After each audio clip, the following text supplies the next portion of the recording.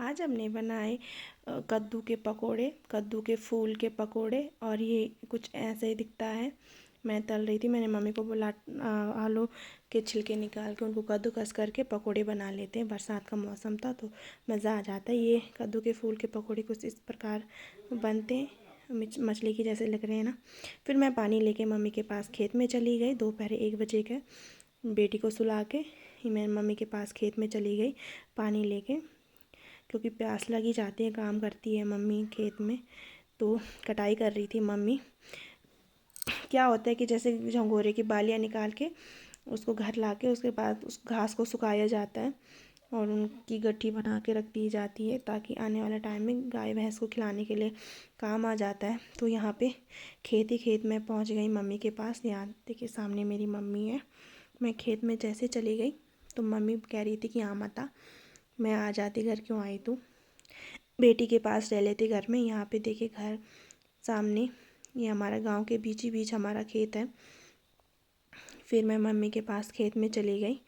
देखिए यहाँ पे ये देखिए इन्होंने सोयाबीन बोया हुआ है। फिर मैं खेत में गई मम्मी के पास, मम्मी घास निकाल रही थी और इसको काट के सुखाने के लिए रख दिया जाता है बालियाँ काट के।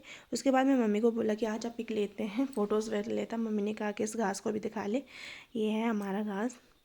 फिर मैंने मम्मी की वीडियो बनाई। मम्मी घास काट रही, मम्मी ने कहा कि थोड़ा और काट लेती हूँ, क्योंकि पहाड़ी लेडीज़ें होती बहुत मेहनती होती है। मम्मी ने फटाफट से घास निकाला और उसके बाद मैंने भी स्टार्ट कर दिया घास निकालना। मैंने कहा मम्मी मैं भी काट लेती हूँ थोड़ा। मैं मम्मी की हेल्प की थोड़ा सा और फटाफट से घास निकाल के मम्मी ने कहा कि चलो चलते हैं। फिर मैंने गठरी सर में रखी घास की और यहाँ पे मैं थोड़ा सा डांस किया, मज़ा आ रहा था। मैं मम्मी के पास गई, फिर उसके बाद मैंने ऐसे ही नाचना स्टार्ट कर दिया। मम्मी हंस भी रही थी मेरे को देखे कि पागल तो नहीं हो गई।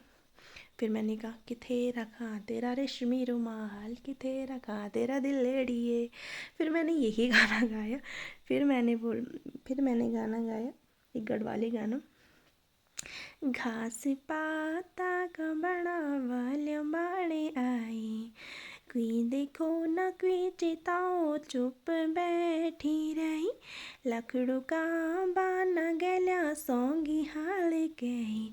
उसके बाद शाम को दोपहर 2-3 बजे हम यहाँ पे ये झंगोरे की कुटाई करना स्टार्ट किया। उसके बाद भाभी ने और अर्जुन ने स्टार्ट किया। ये इतना हमने कूट दिया था और अर्जुन के पास हमने ये रख दिया था कि इसमें पे से कोई बीज होगा रहा हुआ तो वो अर्जुन अलग कर देगा। यहाँ पे मैंने अर्जुन और भाभी की वीडियो बनाई।